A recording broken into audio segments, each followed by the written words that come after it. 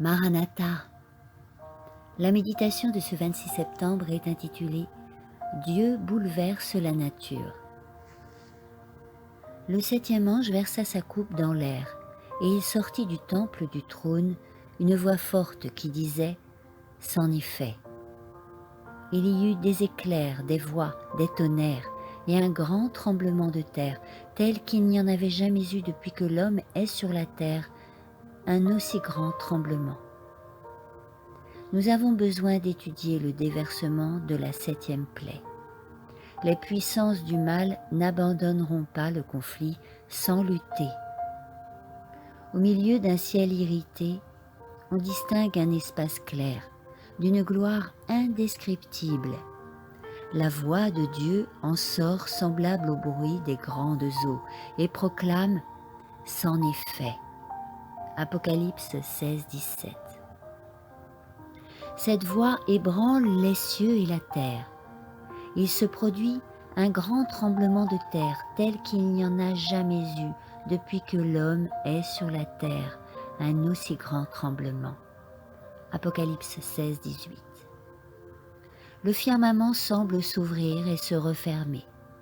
La gloire du trône de Dieu paraît.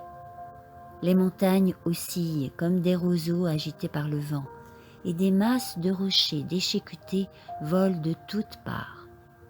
De sourds grondements annoncent l'approche d'une tempête. La mer se déchaîne avec furie.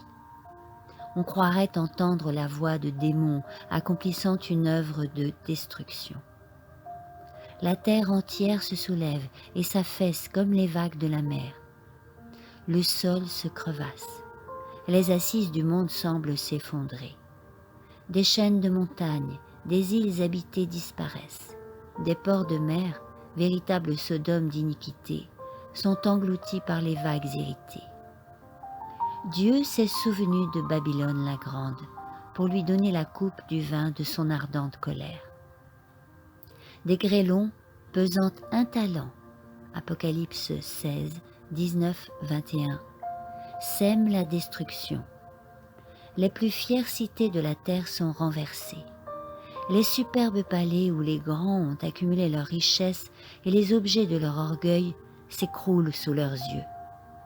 Les murs des prisons s'effondrent, rendant la liberté à leurs innocents détenus. Amen.